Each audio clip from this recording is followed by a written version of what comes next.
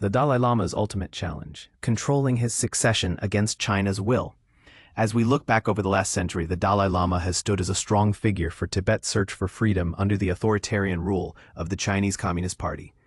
Even while in exile, he has passionately upheld this cause as China has grown more assertive in its attempts to crush it.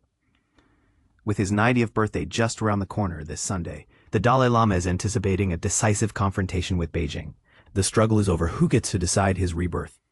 This past Wednesday, the Dalai Lama revealed in a video statement that his office alone will have the exclusive power to recognize his reincarnation after his passing.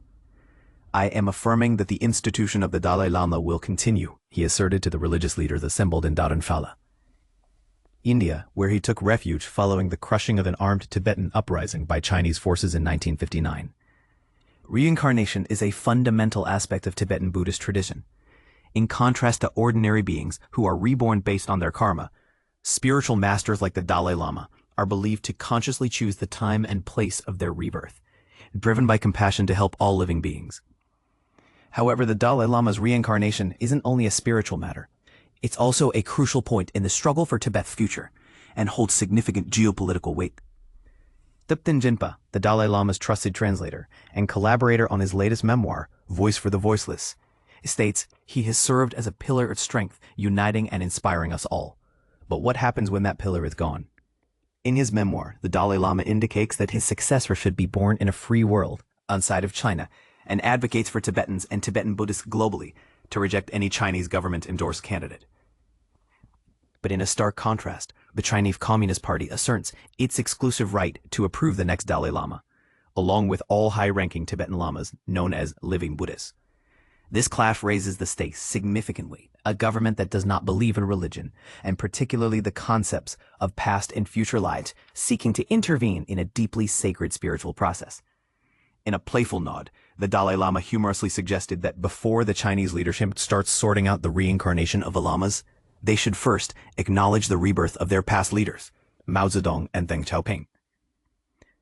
Tibetan Buddhism reveres its spiritual leader as the earthly embodiment of the Bodhisattva of compassion, someone who chooses to be reborn to assist humanity on its journey.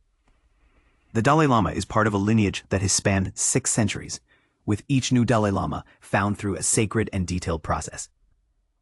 Finding the reincarnation involves interpreting subtle signals left by the previous Dalai Lama and consulting trusted spiritual masters to identify a child who meets the spiritual and physical indicators. Even the search doesn't stay confined to Tibet. Historically, past Dalai Lamas have been discovered in regions like Mongolia and northern India.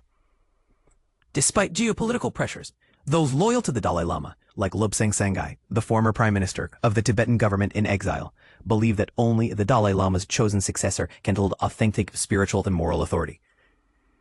The Dalai Lama has worked to strengthen the institutions of the Tibetan movement, making it more democratic, to ensure that Tibetans can continue advocating for their culture, identity, and autonomy. As the world watches, this ongoing contest between the Dalai Lama's spiritual authority and the Chinese Communist Party's political ambitions will continue to stir debate and reflection on the nature of spiritual leadership and national sovereignty. What are your thoughts on the power struggle over the Dalai Lama's succession?